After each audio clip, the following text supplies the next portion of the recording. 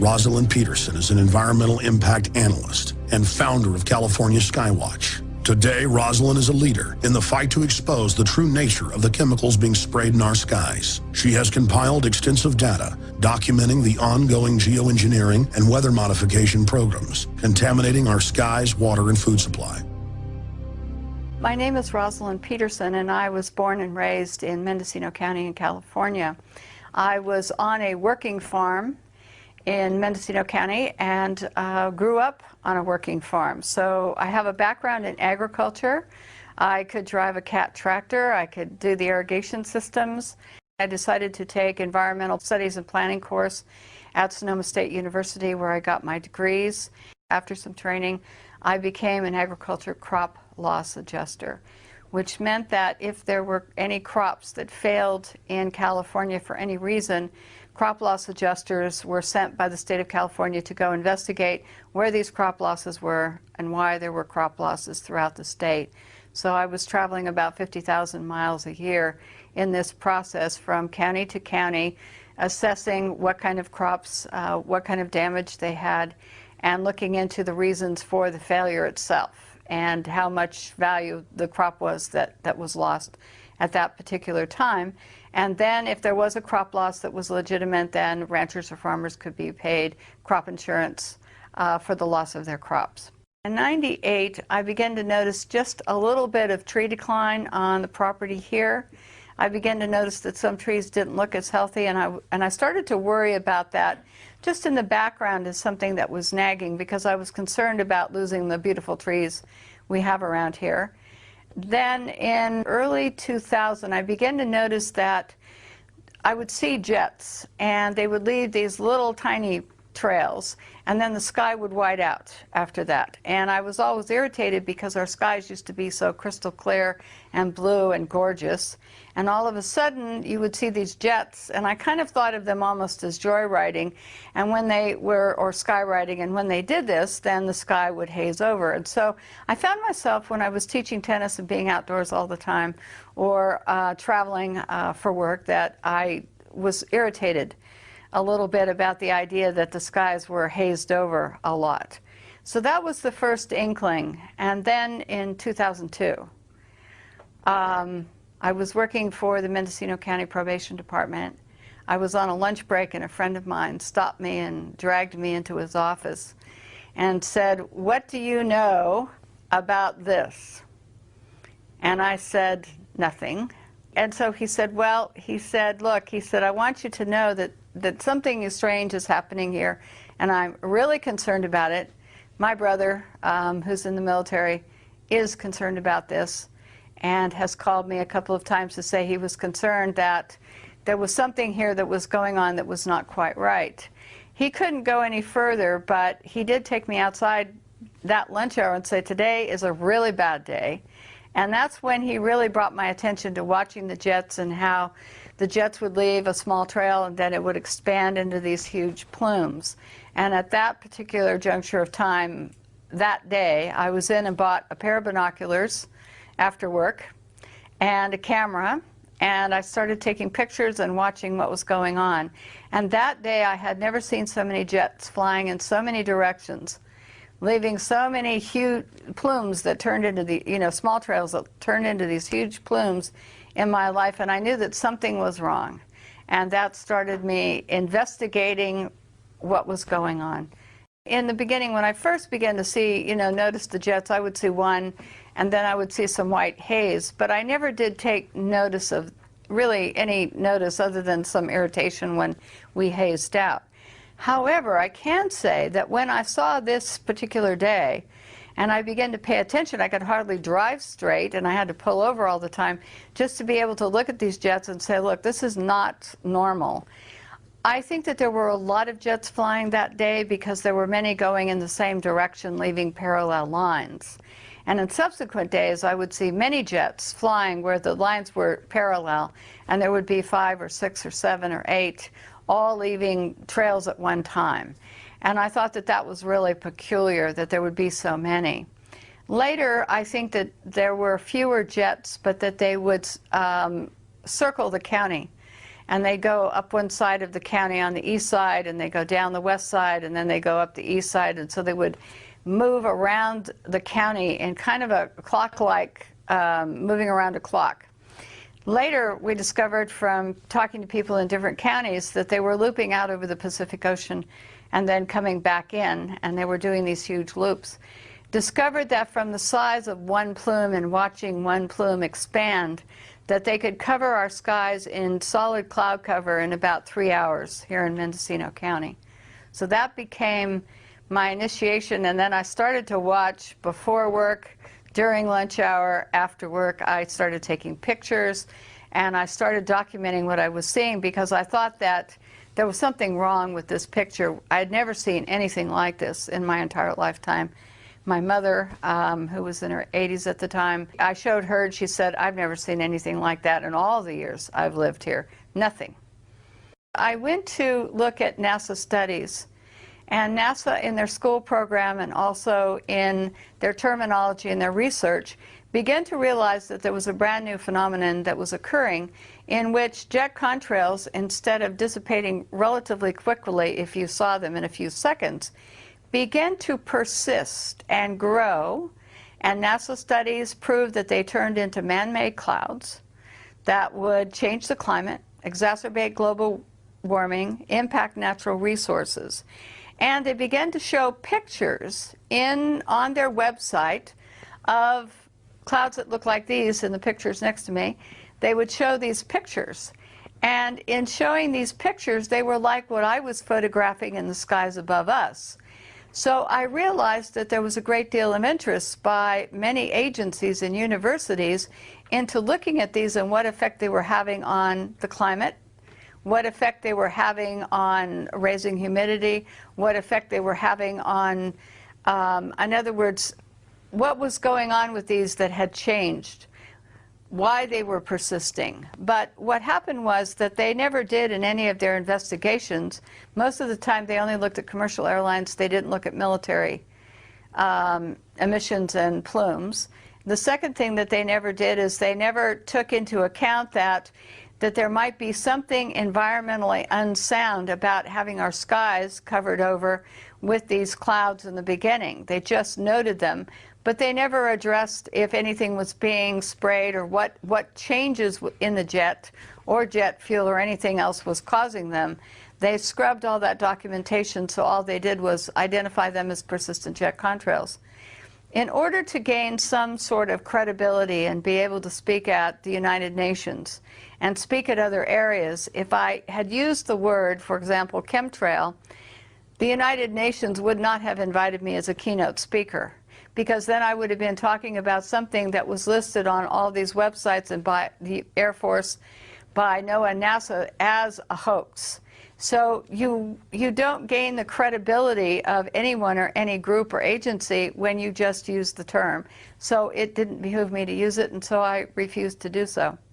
NASA, first of all, in the late 1980s, initiated a schools program for children K through 12. And they started in some foreign countries, and then they brought the program to the United States. And NASA began to have children starting to count contrails because they said that their satellites and also that they couldn't count them from the ground. So therefore they needed school children to do this as part of a kind of like a game. I think that they really began to want children to think that this was a normal phenomenon. And so in the late 1980s, this program started to go through. When we offered to give our videotapes and our pictures and called up NASA and said, look, we'll provide this because we've done day-to-day, time, date, everything on the pictures and on the videotapes. And NASA turned us down because school children, as they put it, were more reliable. Now, the other thing that was odd, I kid you not, this is what I was told. I mean, I was speechless at this point.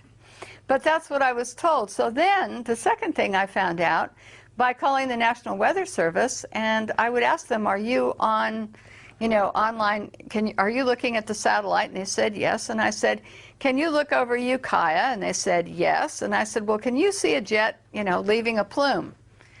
And so I was on the phone with them, and I found that within a few seconds, if a jet leaves the plume and it starts to get a little bit larger, not real small, but a little bit larger, they can see the plume expanding. And we were talking about the same one that was going right over Ukiah, and the plume was expanding. And I said, well, how come in your weather reports you don't talk about this as man-made clouds or persistent jet contrails? How come you're talking about this as being a front, a weather front? And they said, well, that's the way we deal with it because it's clouds. So we look at it that this is being, you know, a weather front is coming through and this would produce these clouds. Well, I said, but it's not being produced by a weather front. The barometer is not dropping. There's nothing going on. I said, how come you don't just use the terminology? And he said, well, we just don't. So it was an odd dichotomy of having your weather reporters who could see these on satellite, which told me that the argument that school children could do better and that they couldn't see the contrails from satellite, they can see them and they can see the cloud cover. I even found out from the National Weather Service that they can see haze. They can actually, it's so good, they can identify haze. So I began to think to myself, well, if they're seeing all this, why isn't it being reported? And it's curious because no weathermen will talk about it.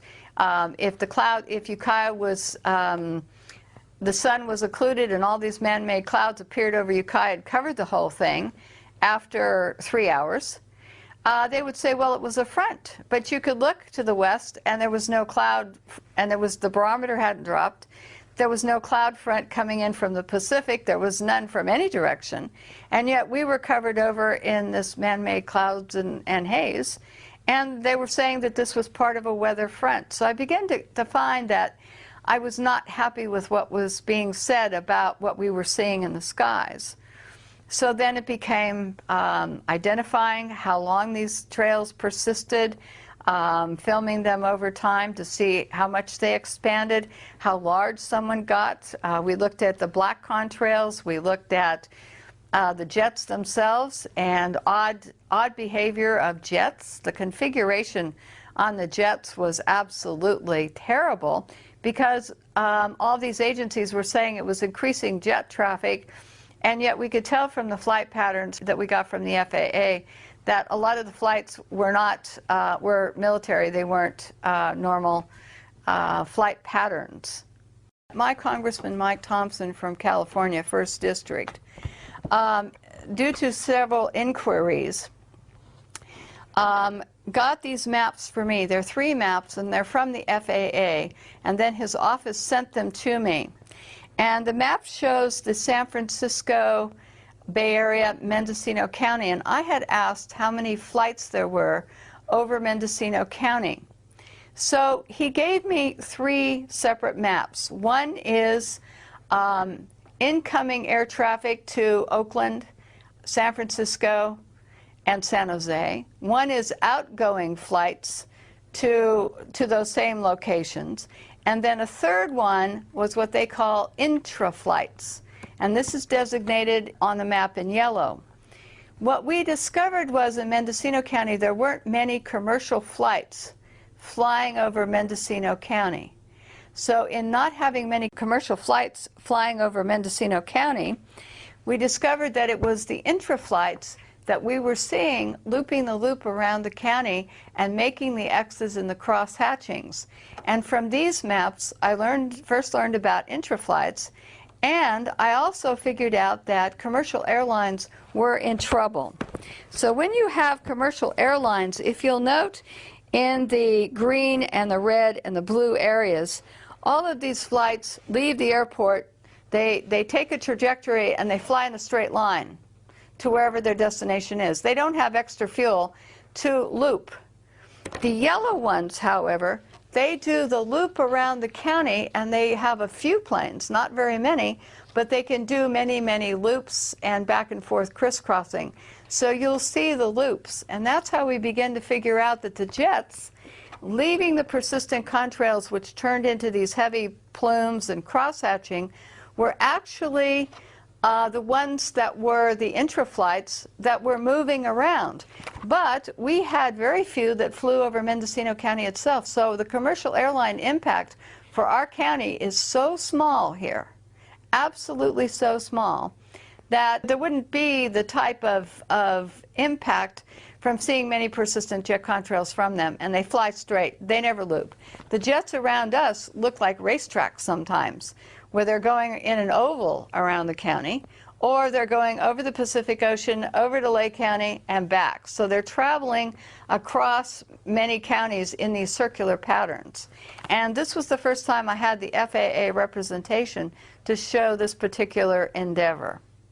Okay, this area here, right here, is Mendocino County, Sonoma County on one side, and Humboldt County on the other side. So, but this area here, you could see that the majority of the jet traffic in the green and the red is not covering and not going across our county. So it's mostly free of commercial air traffic. Now, the yellow here are what they call intra-flights. And this is where they go in all directions. Now, there are no flights which leave Sacramento to the east of us that fly out over the Pacific. No commercial flights. So therefore, the intra-flights go in this direction. They go towards Sacramento.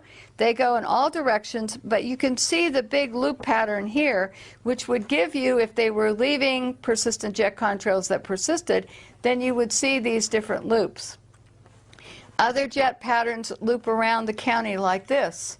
So we started to see that from this map, we learned that intra-flights couldn't possibly be commercial airlines because they'd be using so much fuel and they'd be off their schedule. And so because when you get on a flight, they say so much time and you go straight. You don't loop and loop and loop unless there's a weather problem at an airport or something. But this is way too far away for them to be looping into the San Francisco Bay Area, which is way down here. So, and these loops are way out of their range for being in any type of feeding pattern to San Francisco, Oakland, or San Jose. So this is when I first learned about interflights, but this is also when I confirmed that there wasn't much air traffic over Mendocino County. So this made us unique in being able to look at the phenomenon of persistent jet contrails and know that when the jets were going in certain directions, it wouldn't be any type of commercial patterns. So that's why we knew that the big jets flying, and the big ones we really saw all of the time, many of them unmarked or not clearly marked, were a part of this interflight pattern that you can see on this map. Persistent jet contrails that persist and stay in the environment for up to 20 hours. This is like geoengineering. It means that you're artificially, man-made in some way, changing our environment. You're adding particulates, you're adding something to the atmosphere, and it's more deliberate than not, but what you can add is you can add particles and chemicals. Weather modification is geoengineering, making it rain somewhere where it normally wouldn't. So we have all of these things where we talk about geoengineering. The interesting part of geoengineering is that it's now being proposed as a way to put particulates in the atmosphere so that we can stop the direct sunlight from reaching the Earth. It means that they could add particles, iron particles to the ocean. That's another form of geoengineering. In other words, when you have jets that change the climate, that's another form of man-made geoengineering. So geoengineering means something that you're going to do in the atmosphere that would not normally be happening on any normal type of basis. In other words, a volcano would be normal. The particulates coming up from a volcano, for example, would be a normal phenomenon, and then we would take whatever consequences comes from that.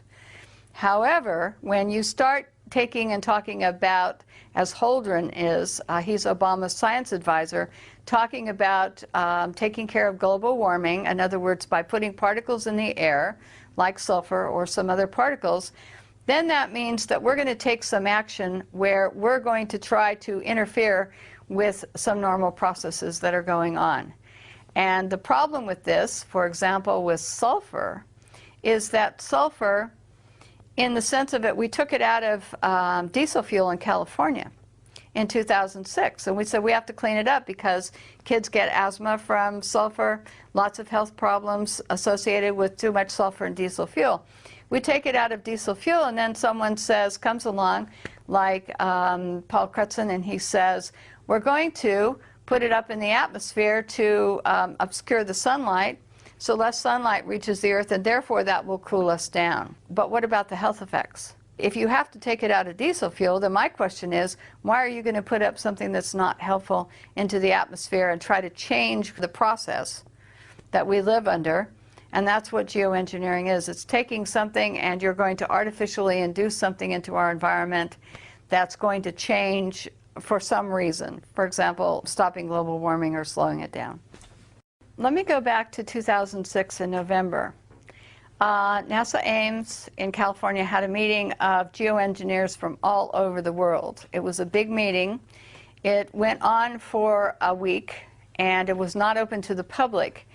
During the course of this meeting, they were talking about these different geoengineering projects that they were studying.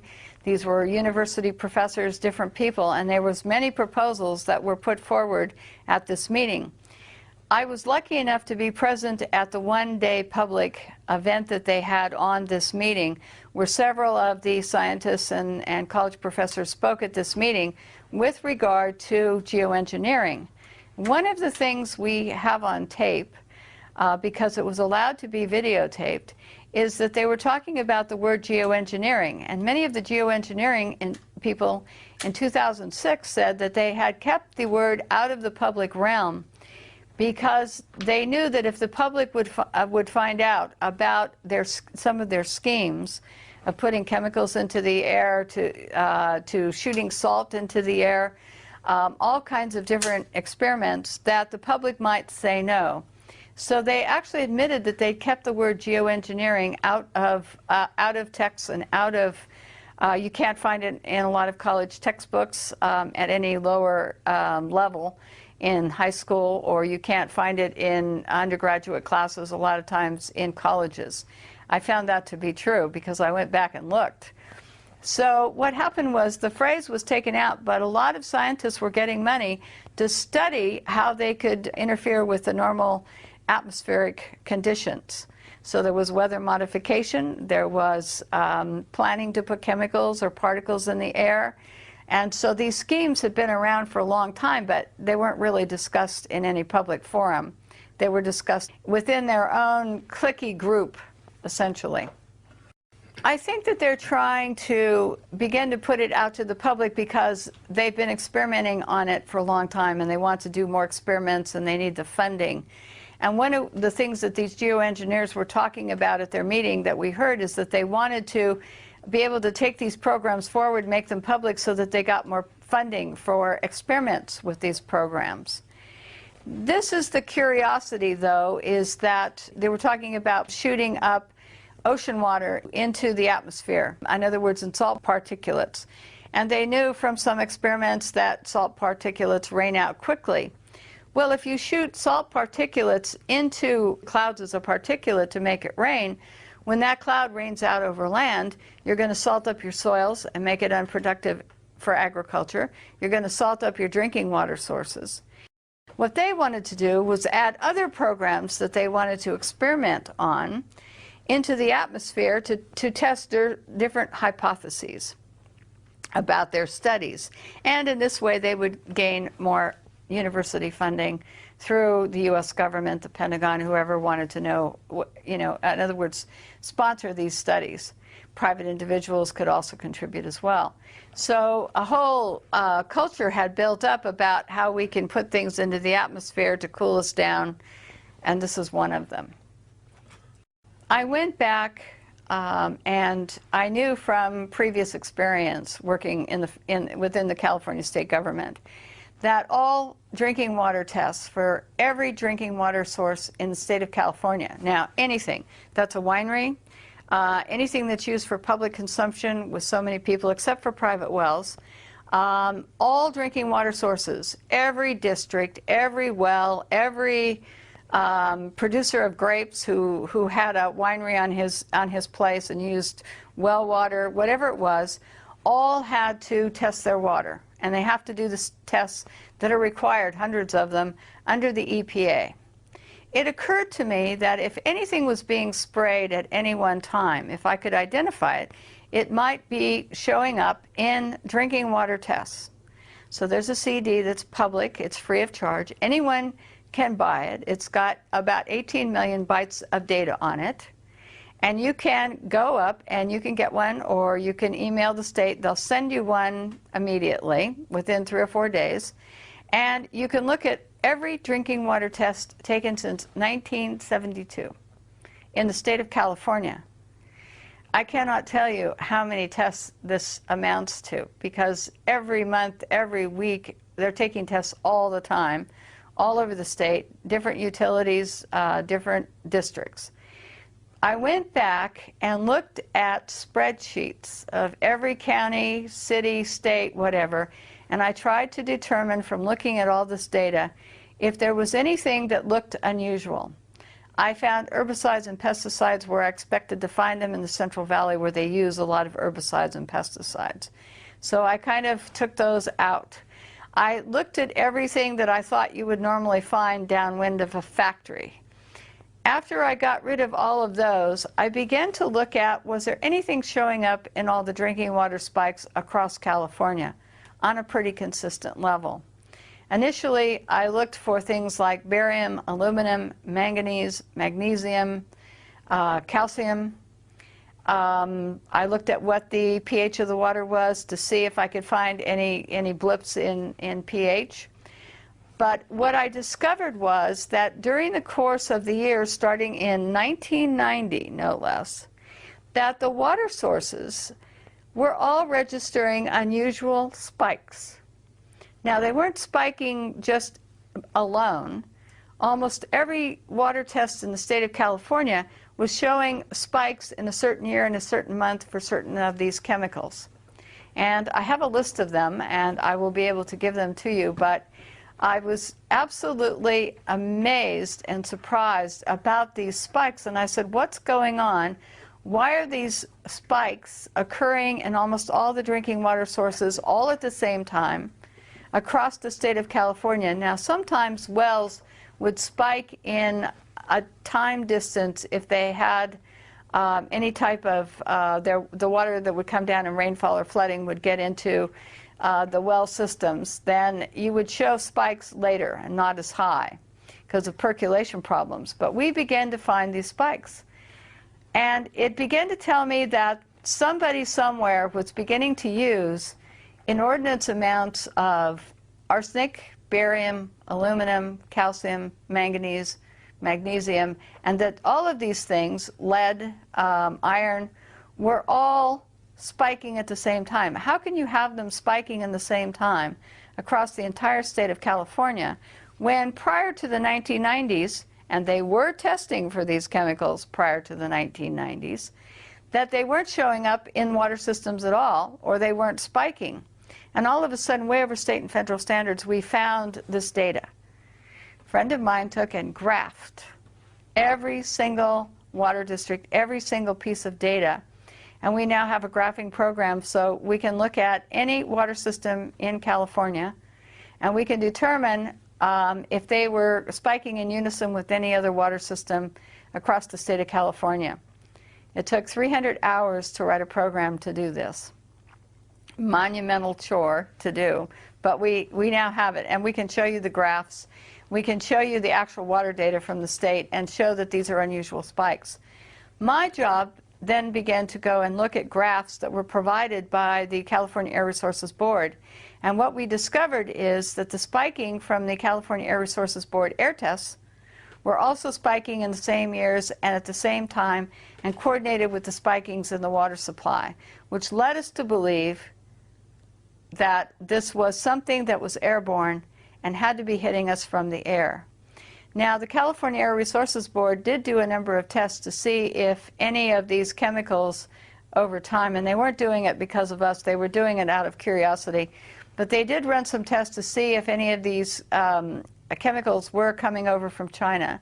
And what they found is, if it wasn't in any great quantity, and for the most part here in Mendocino County, where they had one test site, there wasn't anything coming over. So that led me to believe that it had to be over us.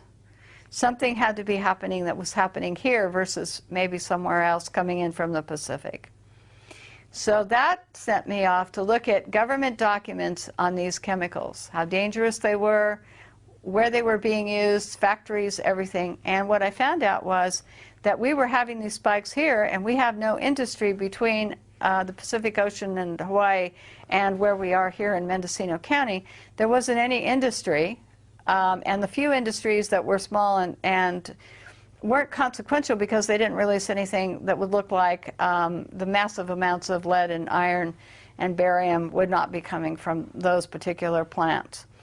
Professor Gregory Benford in 2006 was on KNBC and interviewed on television in Burbank, California. And what happened is he said that you can mix aluminum and barium and you can make clouds, and that he saw it coming that they would be able to put these clouds where they wanted them to do what they wanted to with them.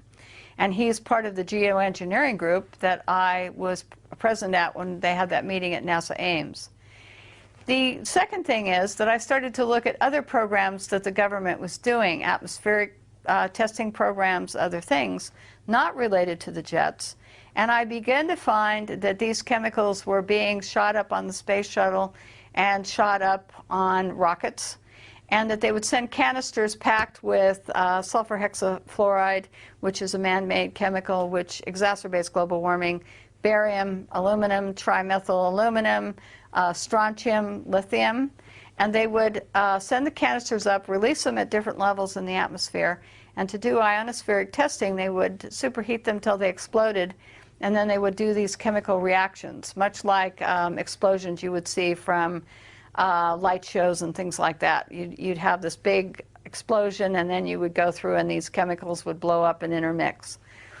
So the barium, I began to think that were these coordinating, these atmospheric tests, were they coordinating with the spikes in California and other areas? And I believe that from some of the data that I looked at, trying to correspond the dates of the tests, when they were done, and also the water data and the air data, I think that some of these could have actually added to the water pollution in the state of California airborne, because this would come down. Now, a lot of people have associated the jets with releasing different types of chemicals. I do know from the EPA that there's a whole host of chemicals, jet fuel emissions, and they're highly polluting, just like automobile exhaust. Carcinogens are involved in them. They deplete beneficial atmospheric ozone. They have crop damage associated with them. Some of the chemicals are involved in short-term memory loss, other things. So we do know that in this plume, it's not benign water vapor and ice crystals. But I could never find any documentation which would say that anything else was being sprayed. And with all these other chemicals being used in other government programs, it would be very hard to make a correlation unless you actually got into the plume and took a test. But since most of the planes that are leaving these big, huge plumes are military airplanes, you can't fly in that airspace. Pilots would be arrested, and it would be extremely dangerous to get into that airspace under Homeland Security rules and regulations to be able to take the test. So having to take a test at altitude and in other areas, it makes it very difficult. The government has not expressed any interest, nor have elected officials, in actually putting the subject to rest by testing these plumes either. So what they do is NASA, NOAA, a lot of studies, university studies, they look at these plumes and say, yes, these are man-made clouds. They don't say how they turn into man-made clouds, if it's chemical or whatever. And then they discuss the fact that in these clouds, that it's causing certain types of problems, covering us in cloud cover, dimming the sun, and then it's changing our climate and negatively impacting natural resources. The spiking in these chemicals, the state of California and all water districts across the United States and the EPA all require water testing, and they test for chemicals in the water that are hazardous to human health in some way. If they figure that a chemical is not hazardous to human health or animals, etc., they normally don't test for it. But the minute that they think that it's going to get up above a certain level that it would be injurious, they test for it to make sure that they try to keep it below that standard or to keep it out of our drinking water supplies altogether. So the concern is that when we're seeing these spikes, overstated health, when they go up above any acceptable level that the EPA has put in place for these chemicals, we know they're dangerous. They're going to have a human health impact. And they're going to have a human health impact on animals, humans, anybody that is coming in contact with these chemicals. So this is what we know, is that the EPA and all these government agencies wouldn't be testing unless there was a problem. What impact they're going to have is each chemical has a different property to it, and they have synergistic effects. So it's hard to say that if you are exposed to a whole source of chemicals, what the synergistic effect. In other words, each chemical will have one property. For example, barium can raise blood pressure, just as one. But when you combine that with other chemicals, then what kind of reaction are you going to get? How much are you exposed to, etc. So we have that element of it. But persistent jet contrails, on the other hand, are changing our climate, and they're changing the agriculture part of what's going on with us. When you change the climate and you change the microclimates and you put in more cloud cover, you're going to lower crop production. And they know this from University of Illinois corn crop studies, that if you have normal rainfall but you have more cloud cover, crop production drops. In areas where you had direct sunlight mixed with normal weather, then you would have increased crop production. So just putting and saying that these are ice crystals and water vapor, it's benign in the environment, not true, because it can heat us up. It can change the amount of sunlight reaching the earth, so it can affect the health of crops, health of your trees, because without photosynthesis, trees and plants can't grow strong enough to produce. And you need all of this. So to say that we're going to cut off the sunlight by either geoengineering or through allowing these persistent jet contrails to keep persisting, what we're saying is we're changing our climate, we're doing a geoengineering project, and it's going to have consequences on our food supply. Any chemicals added would have consequences on our water supply. So there's a broad impact here. So whether I know what if jets are spraying anything in particular, what I do know is that they're already harming the environment, and that there's a lot of studies that talk about the impact in coming years will be tremendous. In some cases, they don't know what the effects are. They want to experiment, and they readily admitted that. That was one. Two, they want to be able to continue with their work, because that's job security for a lot of university professors. Three, several of them have stated, well, the public, we're going to be who the world turns to when global warming becomes this big problem. They're going to ask us to save the world. We're going to be the new stewards of the environment, and our programs are going to be the ones that will be initiated to save the world from global warming or whatever catastrophe.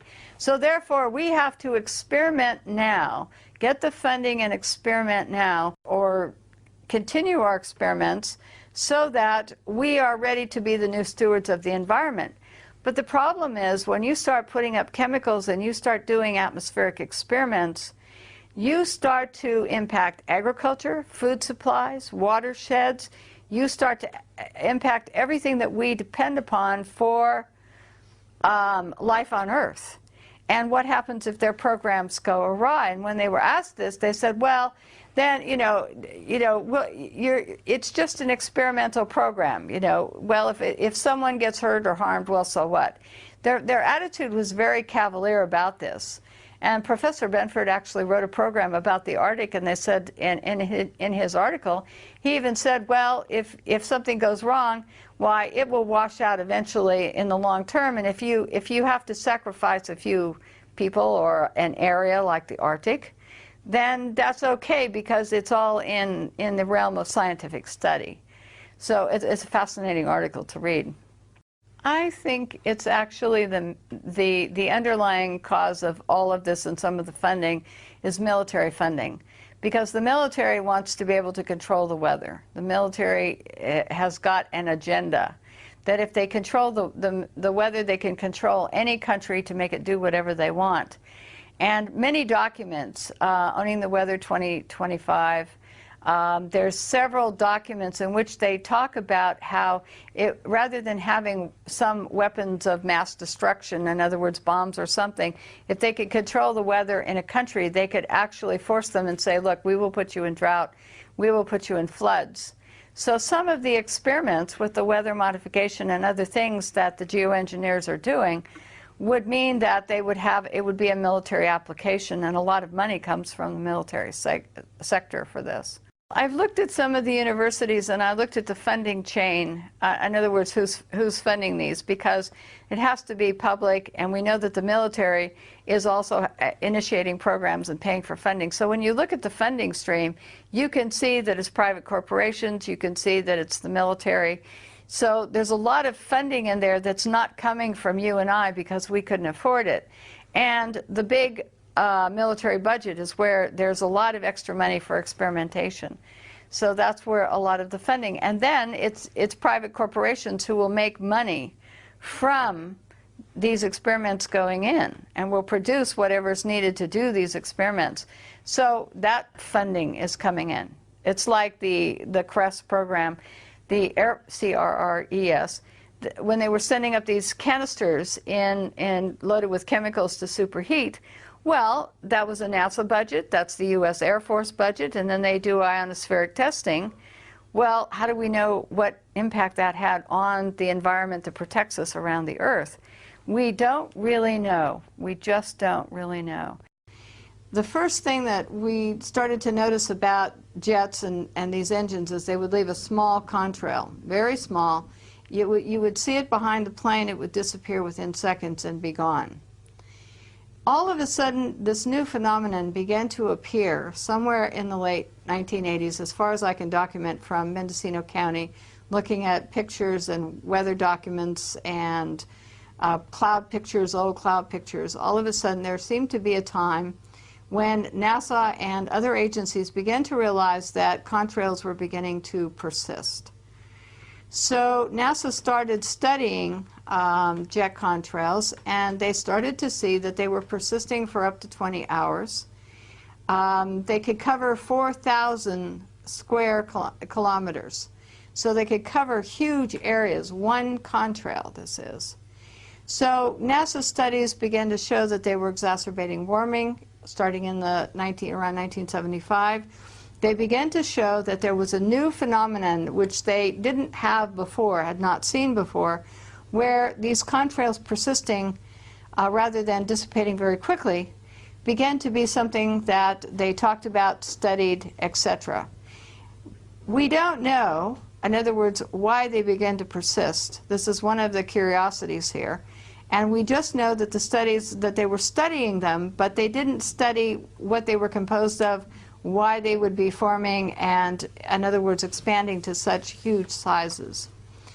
But my curiosity with NASA became that when they were talking about persistent jet contrails, they didn't talk about the fact that there were all these different varieties.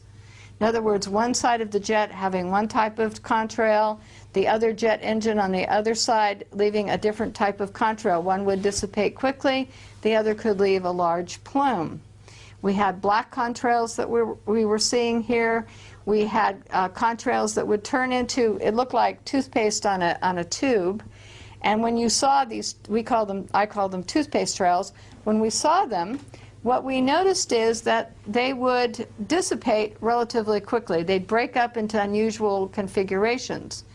So what I did is, in order to have people understand that what they were looking at were different types of trails that had different dissipation rates or would turn into haze, and also that these contrails that we were seeing would turn into different types of man-made clouds. NASA just talks about jet contrails turning into man-made clouds in their studies, but they don't tell you about the brown clouds. They don't tell you about the different cloud configurations that these contrails turn into. So one of the things I did from my pictures and from videotape and looking at different times is I compiled this index in 2006 of some of the different types of contrails that we were seeing, and I named them. The reason I named them is people were telling me what they were seeing, but they had no vocabulary. So in naming them, People would tell me that they would see toothpaste trails, or they would see knots on a rope where you'd have a straight line with little bulges in it that looked like someone had tied knots on a rope. You would have black contrails. So this particular poster I created to put on the internet and to give to people so that they could see that this was different than anything that they had seen before. So when I started to document this, I took and I would find that there were things called bursts, where a jet would fly in leaving a contrail, and then all of a sudden you'd see this huge burst, no contrail leaving, but you would get this kind of configuration. And I go, well, what happened here? Why did this create a burst which then expands for miles and miles and miles over the sky above us? And why would this part of the trail turn into this type of configuration? So this was odd. So we had bursts. Then this configuration, on the same day, we'd see other jets flying in, and it would leave bursts that look like this. And after a period of time, they would turn into these kind of little cloud formations that would hang out in the sky around this bigger burst. Now, other trails that would be left would be absolutely huge in configuration, and they'd start small, like up here. Every one of these contrails started very small. This is a fine line. But then after watching for a minute or two, we would figure out that it would turn into one of these other configurations. So some of them, we can tell right away, would turn into this type of a plume, which would turn into this white, in other words, kind of a cloud-like formation, but not a real cloud. It's a man-made cloud, according to NASA, and it would cover the whole entire sky.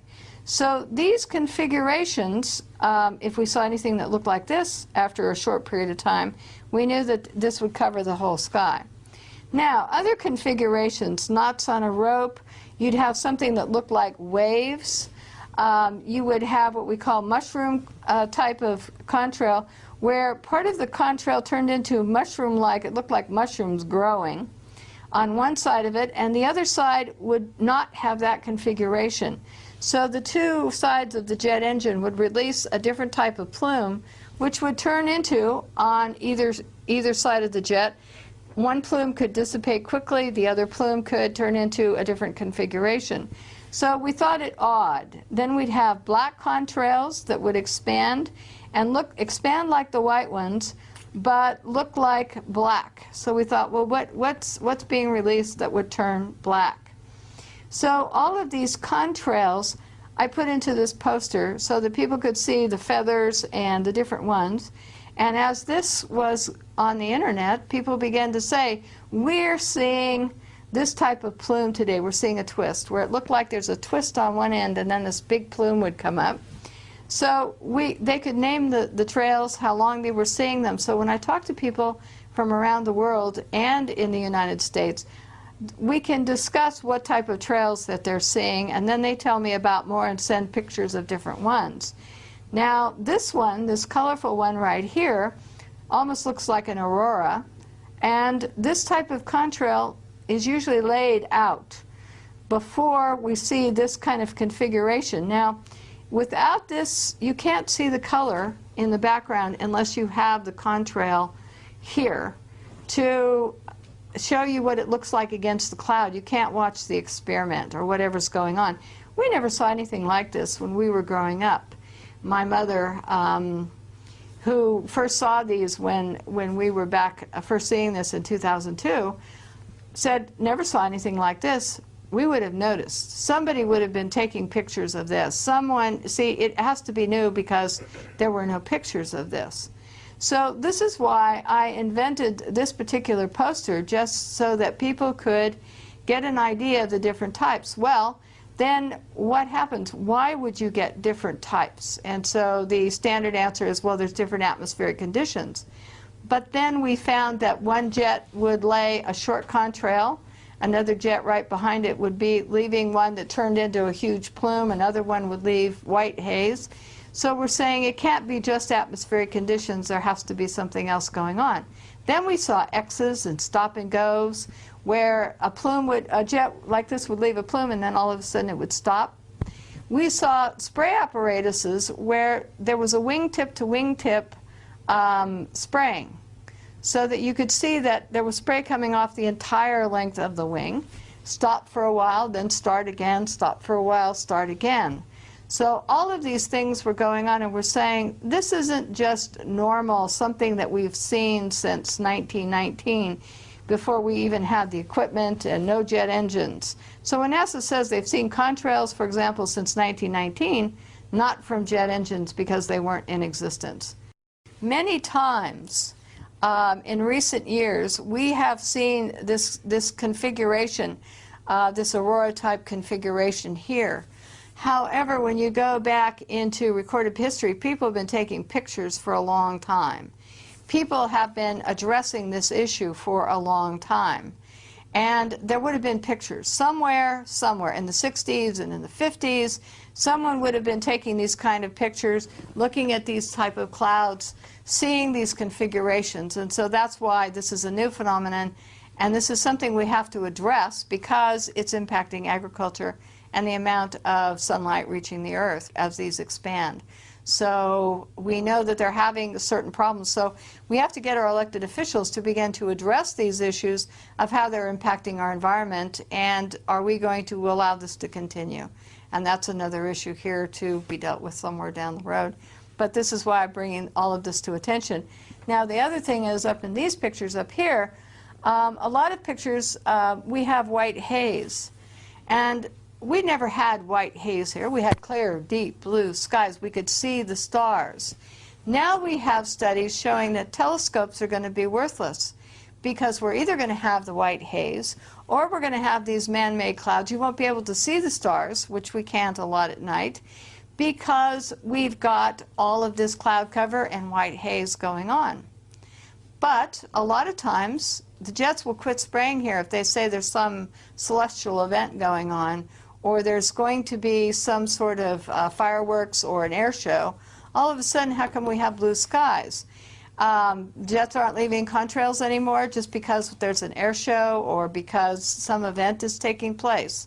So sometimes we have no jets, and our skies start to go back to blue, and the white haze begins to dissipate.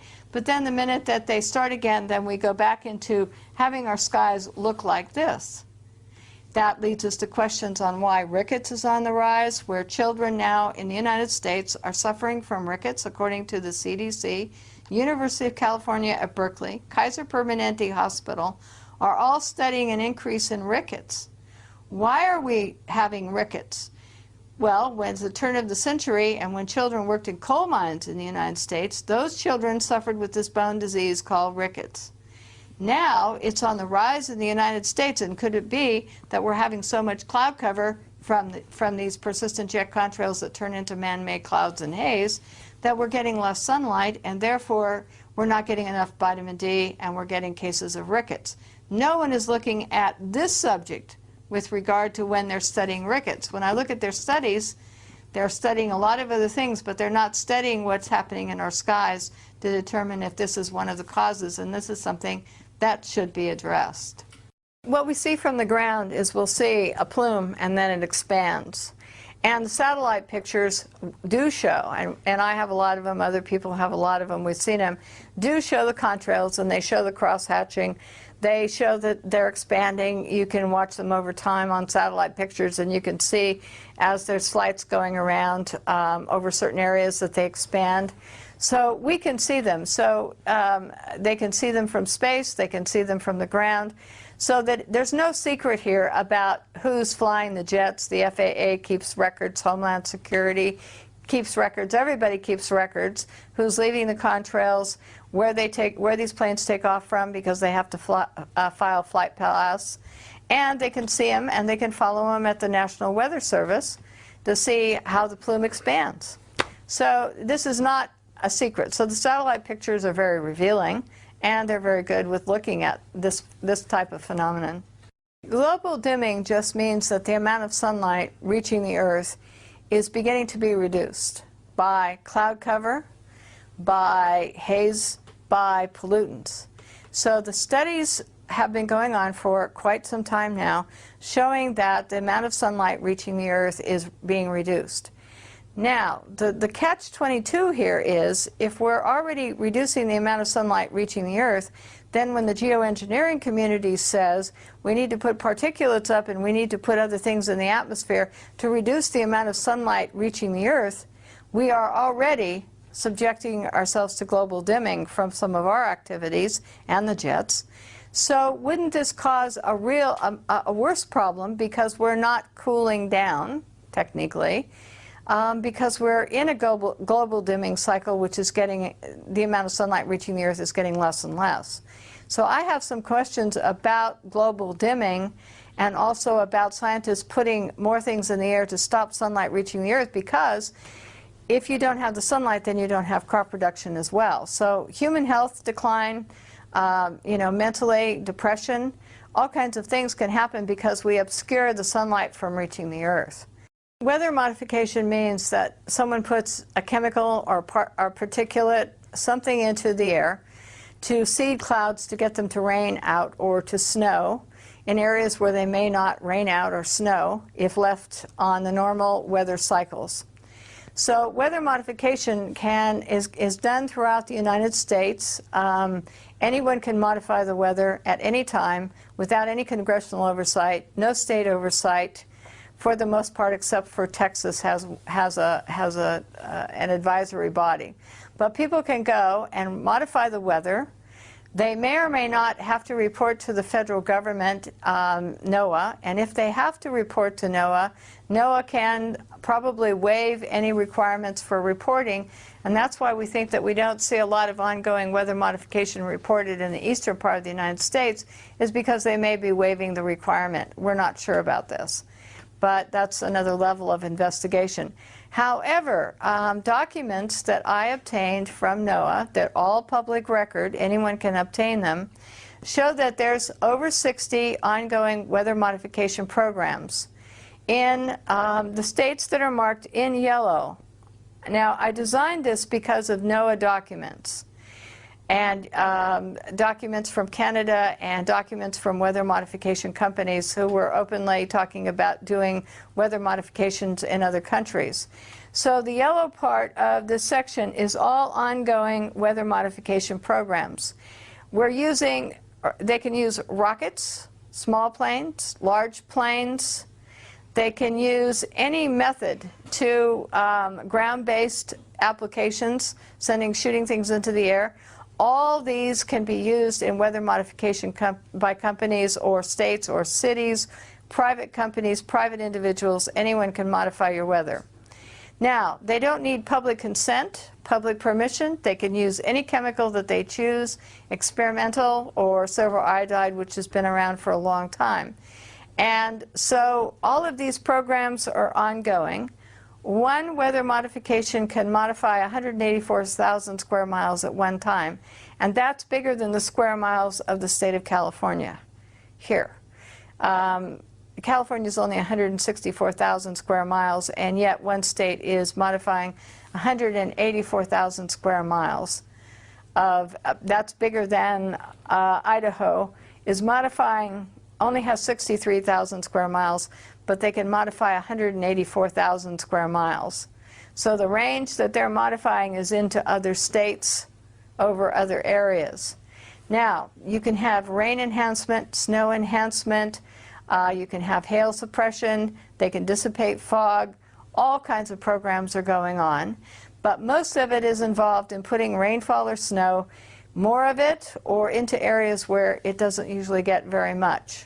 So you can, the major impacts are agriculture, watersheds, tree areas that might be subjected to not getting as much rainfall, and once these programs are implemented, they can't control the end result. So you could get flooding, too much rain, not enough rain. Now, Wyoming, for example, here, decided in 2006 to put more snow into the Wyoming mountains than ever in recorded history. And what they intended to do with that extra is to run it all into Southern California to feed Southern California's thirst here. So they implemented the program, and they were extremely successful. Never had Wyoming had so much snow in its mountains. However, since that time, Colorado and surrounding counties in Wyoming have on and off suffered drought, extreme drought, and they have less water coming down the Colorado River. There's less in the watershed. So you're having a problem that when you modify in one area, you're going to subtract or have a negative effect on another area. Siskiyou County up here in the central part of the state, up north of us and east, fought PG&E and solved the problem of the weather modification that was going to be implemented there, because they said, we don't want you to modify our weather to put our snow and our water somewhere else. So they put a stop to PG&E modifying the weather. However, the city of Los Angeles is now got a weather modification in the San Gabriel Mountains.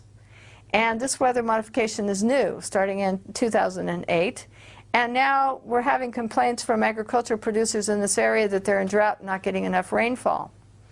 The Panhandle, Texas ranchers are complaining bitterly that weather and their snow and rainfall is being redirected into other areas by weather modification programs, and that the grass isn't growing, so that they either have to feed their cattle or go out of business. And there's an online discussion of that on March 6, 2008 that you can download from the Texas regulatory body here to listen to their complaints. And they even feel that some of the weather modification programs have triggered tornadoes and unusual weather events in their areas. So this is what it looks like here. Canada modifies the weather here. You're having some experiments in Florida, and you're having some experiments in Alaska, and Mexico is modifying the weather. So as the jet stream moves from west to east, California and PG&E says, well, if we need extra water, we can take an extra 10% of the water from one of our programs and keep the water from traveling into Nevada. We will have it rain out or and put it in snow, and we will have do that so that Nevada could get less water. So as the jet stream moves this way and people are putting in more and more weather modification programs, it's going to affect agriculture, watersheds, water supplies as it goes this way, because you're going to be putting it in places that don't need it for private gain, commercial gain. Ski resort could have a weather modification over their ski resort, which might take water from somewhere else or snow from some other location. So we need to get Senator Kay Bailey Hutchison's bill, number 601, defeated this year, because it allows anyone to mitigate or modify the weather with very little definition of mitigation in order to do what? So, but all these government agencies would be allowed without congressional oversight or public consent to modify the weather. So what happens to crop production? What happens to normal climates? We can disrupt the microclimates. And we add to this the jets and NASA studies and IPC studies, lots of things, university studies showing that the jets are changing the climate. So now we're modifying the weather and the jets are changing the climate. No wonder people here are having, all across the United States, are having weird weather events or lightning events, or because there's lots of experiments. We have lightning experiments as well going on. So there's lots of things going on which impact all of us, but it's our food supply and our water supply that is going to be impacted the most from all of this. I'm not sure to what extent, but we're becoming more and more sophisticated in being able to possibly manipulate the jet stream. We're being more sophisticated in what MIT Professor Emanuel said in a television program that I saw on the Discovery Channel that was talking about this issue. He was saying that what we could do is we can take carbon black, okay, and we can take jets and we can release carbon black on the West Coast, and as it heats up going across the United States, it creates these weather fronts that grow in intensity. And what it can do is these weather fronts grow in intensity so that when there's a hurricane coming in over here, the jet stream and these fronts are moving this way and it would push the hurricanes off the coast. Now, he talked about a fleet of jet airplanes releasing carbon black that would create these disturbances or perturbances, as he calls them, or fronts. My question is, what happens to the weather as this carbon black, which is soot, which is a pollutant that we don't like in our cars and automobiles and jets, starts being released by a series of jets, and what happens to the weather? What happens to the air quality as this is happening? What happens to agriculture as you change the fronts and the weather that's going on across the United States just to redirect a hurricane off, in other words, from Florida or some area on the East Coast? So these are being proposed, these geoengineering projects are being proposed. We kind of feel that since we're seeing black contrails here every so often, that they may be starting to practice with this so that they could determine and see if this particular project would work.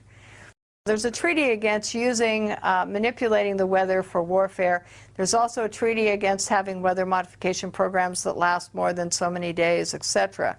But everyone is engaged here, as you can see from this map, in modifying the weather.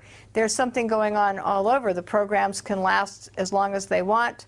All this is going on, and as we perfect this and do studies and research and they perfect, more and more they will be able to control the weather, change what's happening, and when they do that, they disrupt your watershed, the water supplies to your watersheds, and they disrupt agriculture and the microclimates needed to produce crops. And so the detrimental effect is on all of us. And I think that they're, at some point with these weather modification programs, experimenting on us. In other words, we're the guinea pigs to see that if we do this, then we may have this effect. And we could be used to perfect it. And since there's no oversight, no rules, any chemicals can be used, any experiment with regard to the atmosphere, and that the public has no say, then this is a dangerous thing that we're experimenting with, because we could be destroying our own food supplies.